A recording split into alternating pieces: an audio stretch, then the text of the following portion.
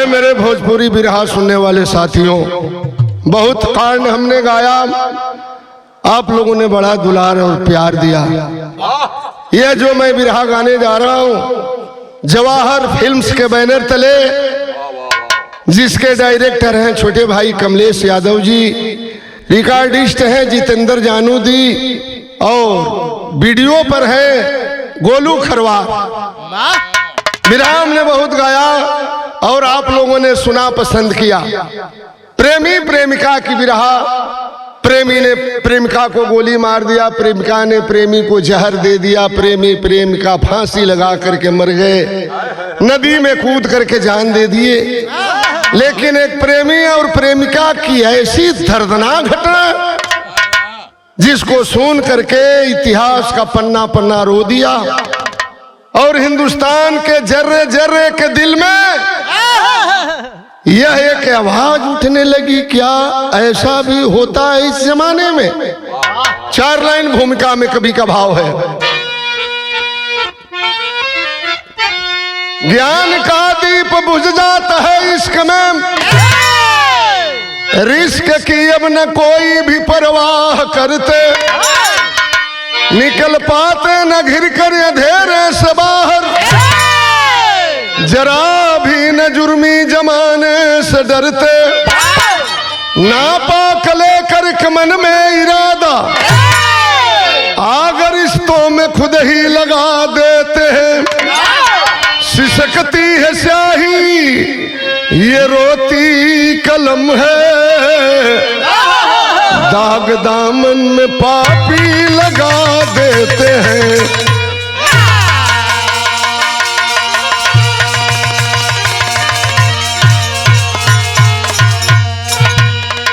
Master बिरहा में एक बहुत पुरानी गजल है, लेकिन क्या बात है।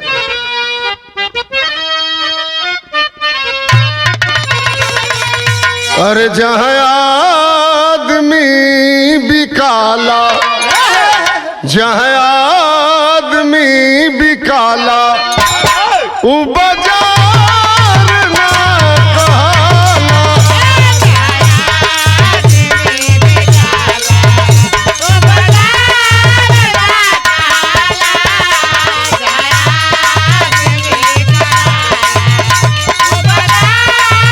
क्या बात है।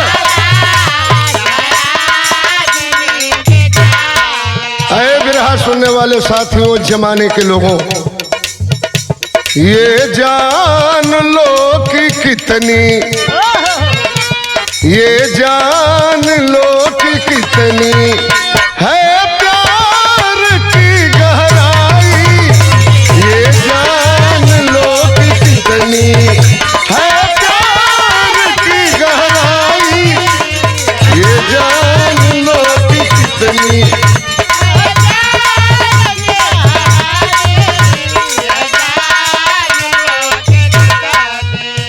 ये जान लो कि कितनी है प्यार की गहराई, कांटों से घिरी है राहें, कांटों से घिरी है राहें, खोदी गई है खाई, कांटों से घिरी है राहें,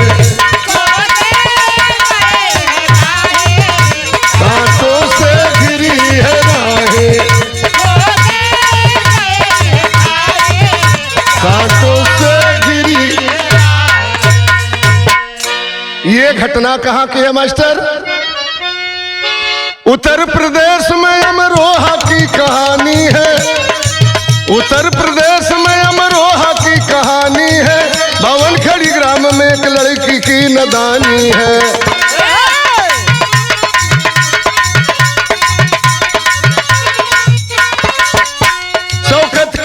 शबनम सलीम प्यार में, शौकत की बेटी शबनम सलीम प्यार में, मिलते थे रोज आकर के बियर वो बार में।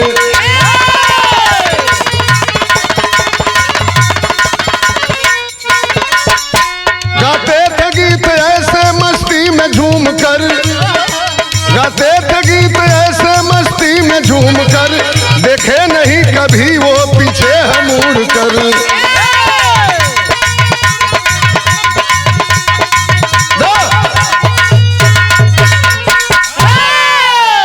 आज से लगभग 12-13 वर्ष पहले की यह घटना आपके संज्ञान में डालना चाहता हूं।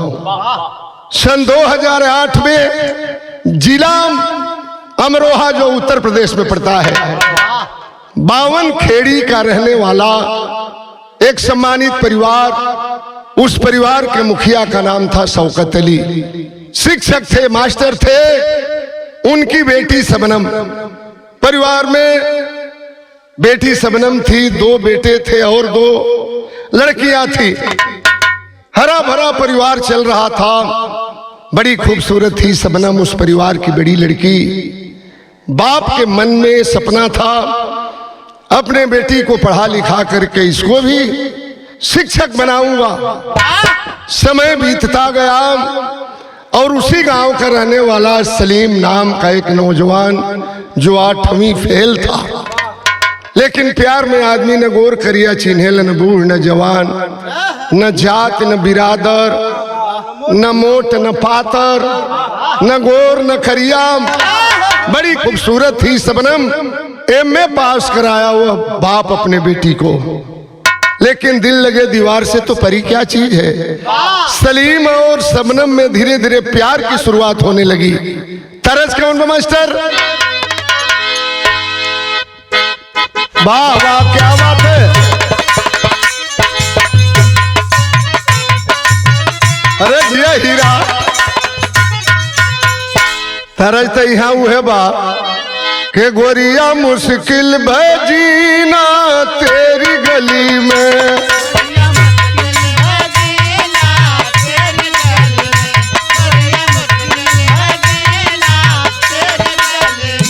गोरिया मुश्किल भजीना तेरी गली, तेरी गली, तेरी गली में। हो मजा, हो मजा, मजा भर हो महीना तेरी गली में।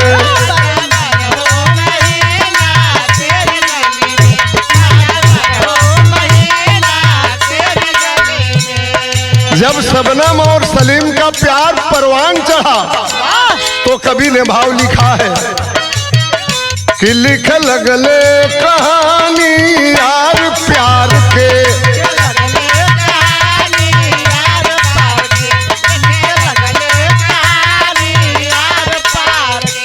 भले होई कुर्बानी यार प्यार, यार प्यार, यार प्यार के। हो लिखे, हो लिखे, हो लिखे लगले कहानी यार प्यार के।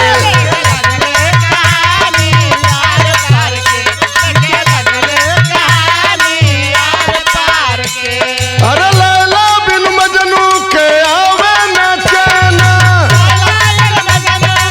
आवे न चैना।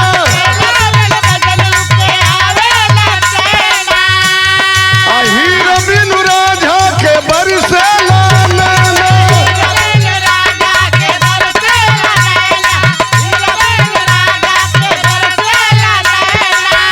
निहल मनवा में ठानी यार प्यार, यार प्यार, यार प्यार के। हो लिखे, हो लिखे, लिखे लगले कहानी यार प्यार के।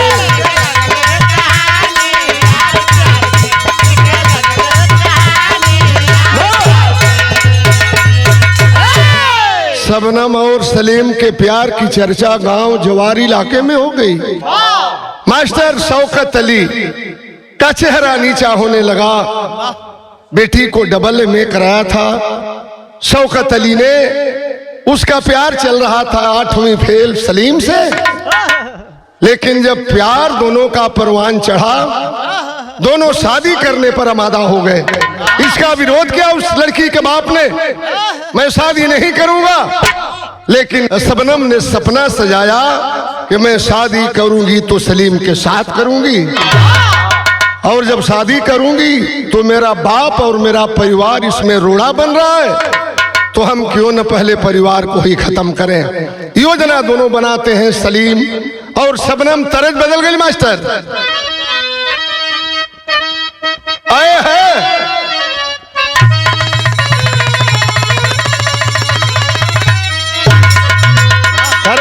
बाकी मोरी नई झूलनी की, मोरी नई झूलनी के छैया बलम दोपहरिया बिताइल हो। लेकिन सलीम और शबनम क्या योजना बनाते हैं? अरे लगले बनावे योजनवा बिकल होई सोचेल मनवा हो। बनावे योजनवा बिकल सपनवा हो।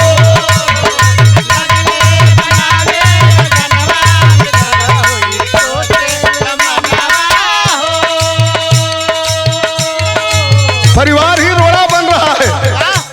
एकरे बदे दोनों उपाय का खेलन है। बलदेव यादव के एक दिन बोलवलो,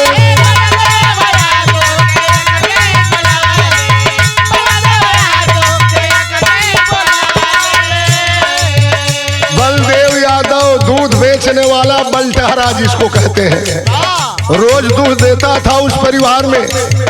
दोनों बलदेव को बुलाते हैं और कहते हैं कि आज कुछ मेहमान आने वाले हैं, जरा कुछ दूध बढ़ा करके दे देना। अरे बलदेव यादव के एक दिन बोलवले,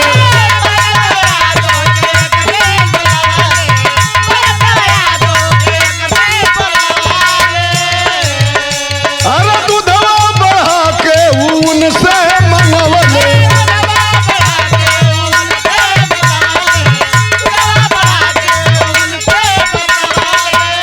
कहल कि आवे वाला बाणे में हमनवा बिकल होई सोचल मनवा हो। आवे वाला बाणे में हमनवा बिकल होई सोचल मनवा हो। आवे वाला बाणे में हमनवा बिकल होई सोचल मनवा हो। आए मेरे मित्रों, बलदेव यादव से कुछ ज्यादा दूध लेते हैं। दोनों योजना बनाते हैं कैसे परिवार को खत्म किया जाए। शबनम योजनाबद्ध तरीके से सलीम को भेजती है कीटनाशक दवा के लिए अमरोहा बाजार में। कहीं अगल बगल से दवा मंगाऊंगी तो लोगों को शंका हो जाएगा। और सलीम चल दिया अमरोहा बाजार में कीटनाशक दवा लेने के लिए। किस दुकान पर पहुंचा, तरज बदल गई मास्टर।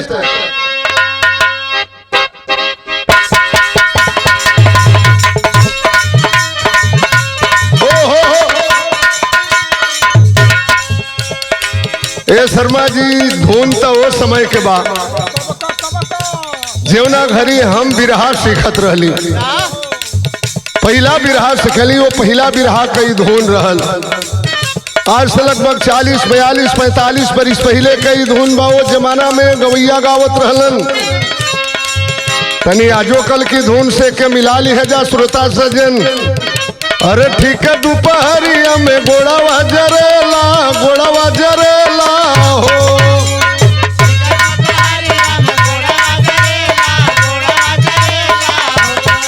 ओहो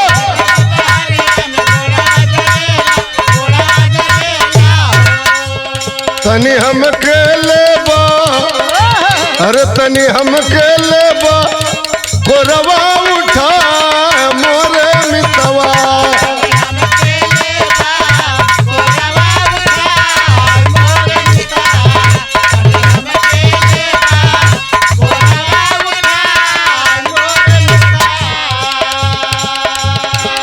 शबनम और सलीम का ईमान बदल गया। अरे नीचे बाई मनवा के बदल अली मनवा, बदल अली मनवा हो।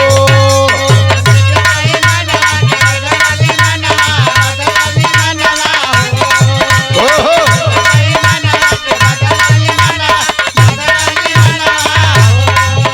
तब पहुँचल बाटे, तब पहुँचल बाटे अमरोहा बाजार मन के मितवा।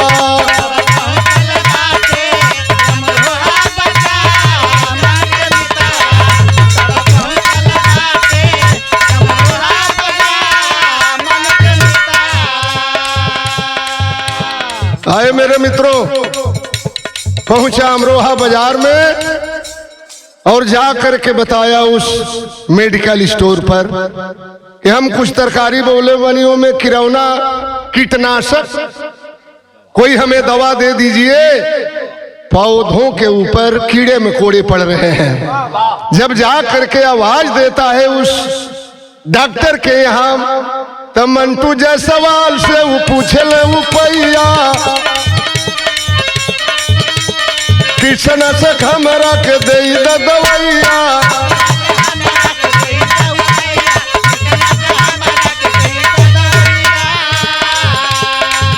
दवा लेके चलल, अरे दवा लेके चलल पपिया गदार मन के मितवा।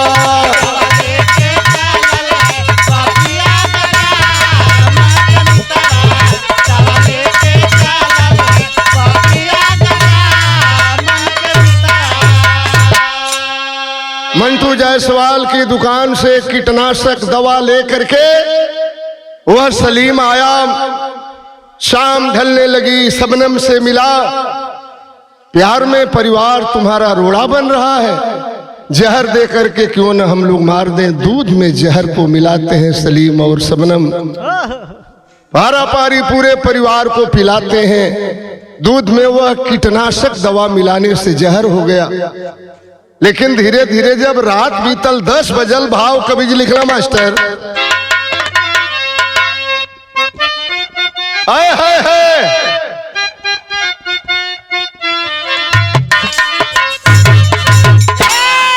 पन्ना भाई डफरा के गीत बाम। पहले जब बारात चले वो बरातन में, पहले के जमाना में डफरा के नाच होके वही पर लोग आवे, अरे माटी खो न गाइल रे वही माटी खाना हलरत आवे, लर जो बनवा हलरत आवे।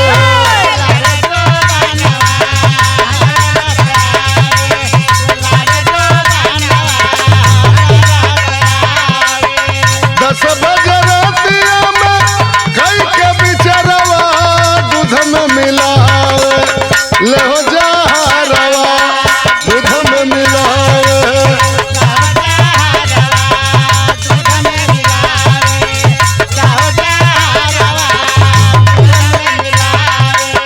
मोह माया मानव से अपना भगा के,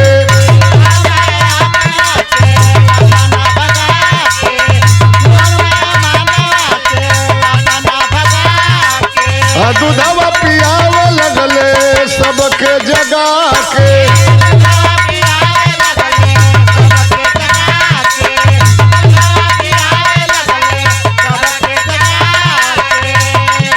अरे धीरे धीरे दहिया में कैल सरवा दूध में मिलावे, लहो जा रवा दूध में मिलावे।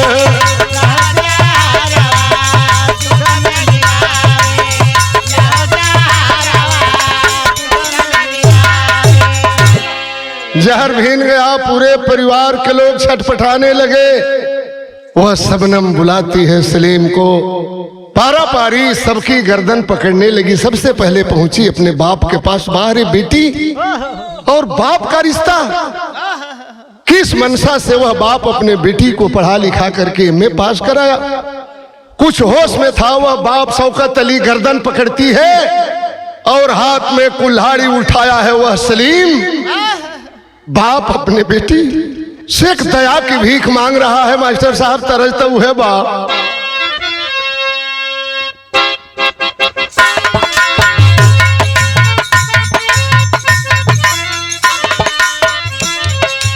अरे बाबू दरोगा जी, अरे बाबू दरोगा जी, अरे कौन गुनहिया बनला पियवा मोर।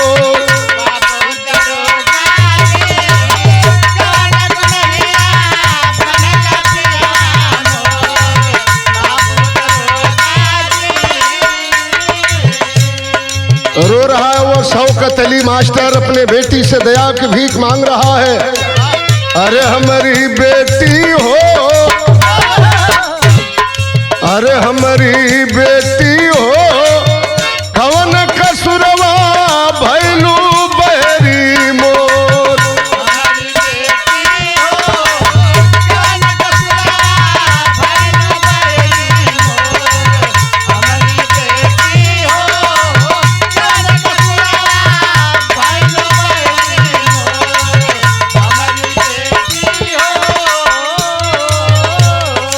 अरे भइल जन्म जब गोद में लेके तोहके हम खेलवली, अरे रतिया दिनवा एक कई का अरे मैं पास करवली हमारी बेटी हो, अरे हमारी बेटी हो कवन कसुरवा भैलू बहरी मो।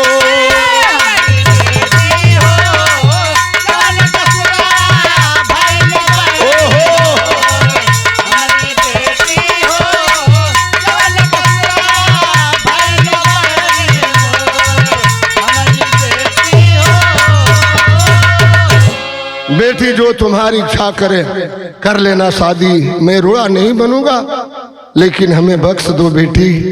लेकिन बाहर हत्यारिन बेटी गर्दन पकड़ती है और वह सलीम हत्यारा ही कई बार में कुल्हाड़ी से उस मास्टर की गर्दन को काट दिया। धीरे धीरे पूरे परिवार को मारा, गर्दन पकड़ती गई वह शबनम और सलीम कुल्हाड़ी से कसाई जैसे काटता गया। बहन भाइयों को काट दिया। 11-12 साल का एक भतीजा था शबनम का, उसके अंदर जहर पूरा असर नहीं किया था, छटपटा रहा था, रो रहा था। जब जाती है उस भतीजे के पास, रोने लगा वह भतीजा, बुआ हमर जान मत मारो बुआ, हम केहू से ना कहवे गांव में कि हमारी परिवार के तू ही मरले बाड़ू, हमार जान छोड़ दे बुआ। छोटा सा नन्हा मुन्ना दया की भीख मांग रहा है अपने बुआ से। वो समय के भाव बा तरस के उन्होंने मास्टर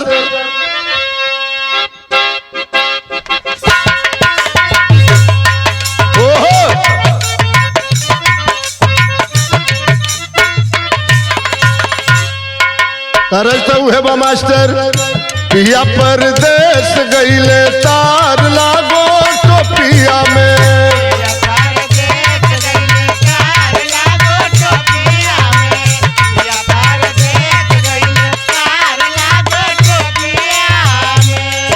रो रहा है वो 10-11 साल का बच्चा।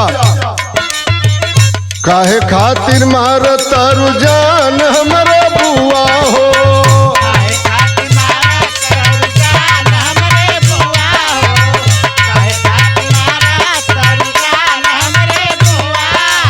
अरे जान हमारे बुआ हो, परान हमारे बुआ हो, जान हमारे बुआ हो, परान हमारे बुआ हो, काहे खातिर मार तारू जान हमारे बुआ हो।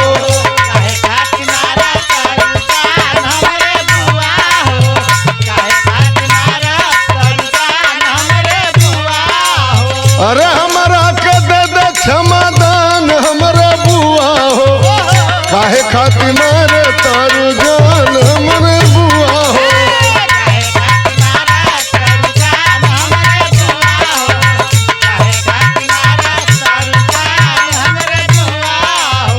लेकिन शबनम के ऊपर तो प्यार का भूत सवार था। वह नन्हा मुन्ना बच्चा रो रहा है, जब ले जियब तब ले ऐसा शान तो हर मानब,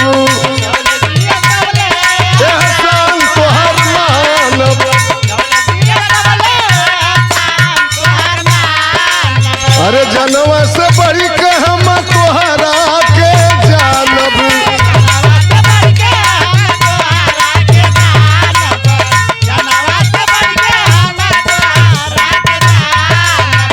बोलब नहीं कबहू जमान हमर बुआ, है जुबान हमर बुआ हो, हमरा के दे द क्षमादान हमर बुआ हो।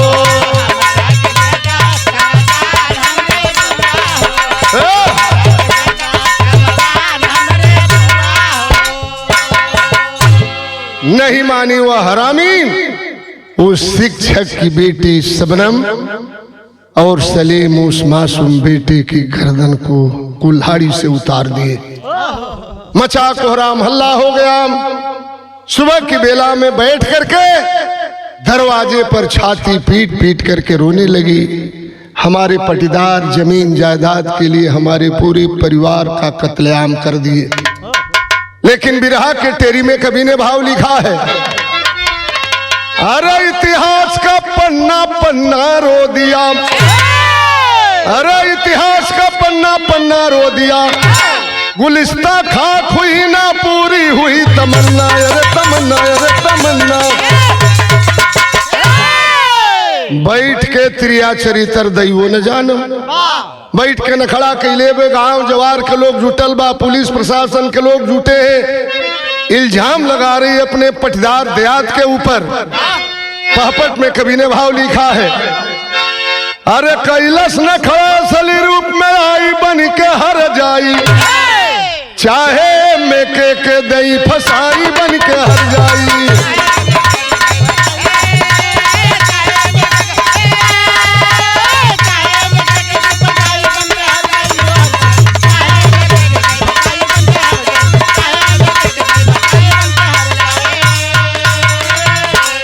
क्यों ना खातिर के हल्ला कैले बे कि जगह जमीन हड़पे खातिर अब खेले खेल पटीदार हो, लाश के ऊपर उलट पुलट के रोवे जार बेजार हो, पाके सूचना गई पुलिस तब आई बन के हर जाई, आगी दिहलस पानी में लगाई बन के हर जाई।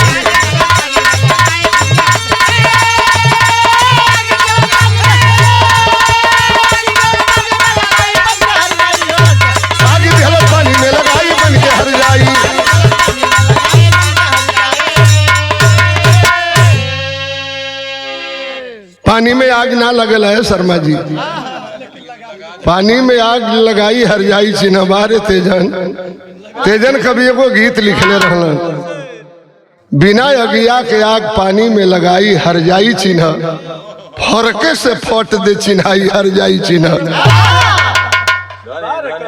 प्यार में पागल पूरे परिवार का नेस्तनाबूद करती है वह शबनम, बैठ करके रो रही है।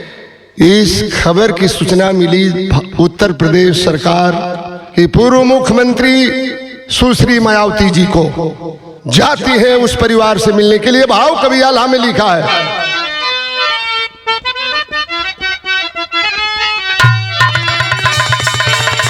अरे चोरी हत्या पाप नहीं, छिपला छिपौले भैया,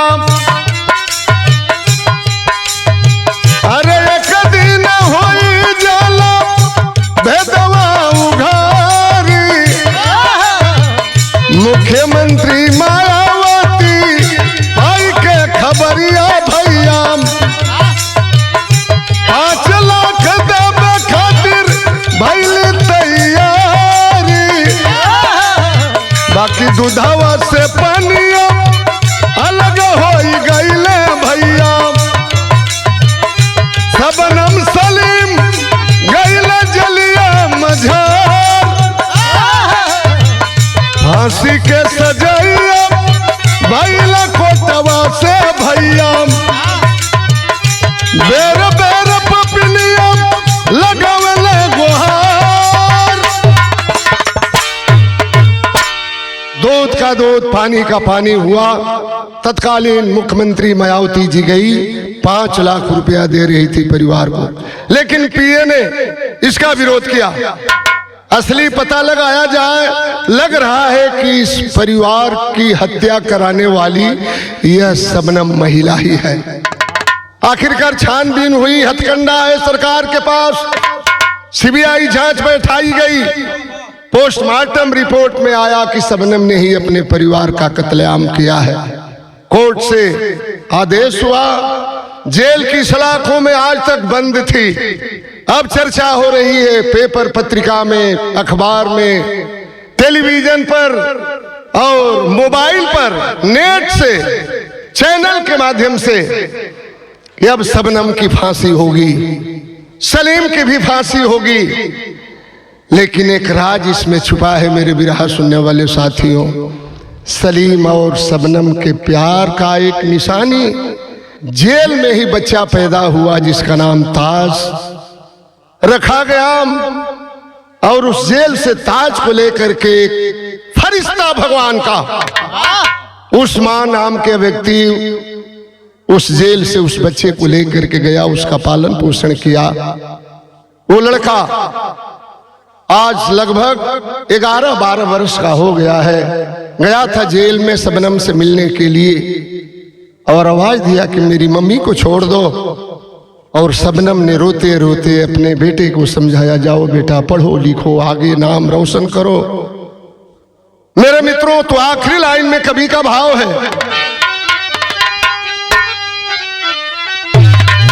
अरे खुलल भेद ताज के पहचान भइले, देखा बनी के फरिश्ता उस्मान आइले।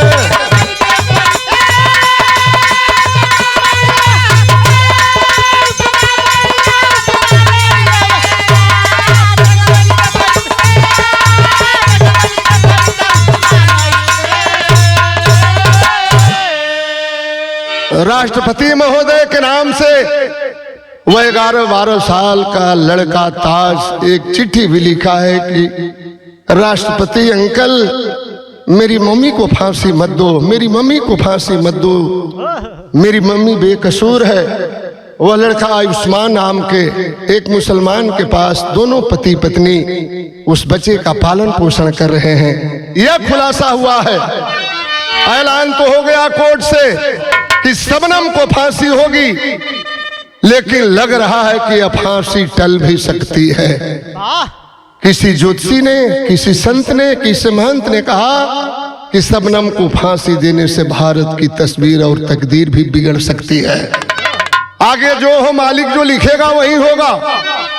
राष्ट्रपति से गुहार करे लागल बालनवा, मम्मी के सरकार हमरा दे दी क्षमा धनवा।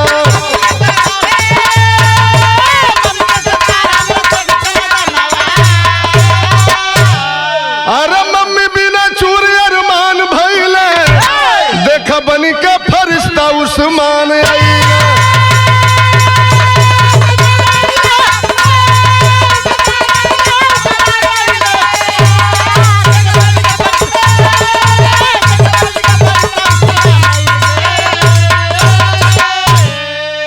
आखिरी लाइन में कवि का भाव है, कुसुम परा गुरजद्दुदे जालिम हुआ जमाना, बाला भोला काशीनाथ अपना बना बेगाना। अरे इतिहास का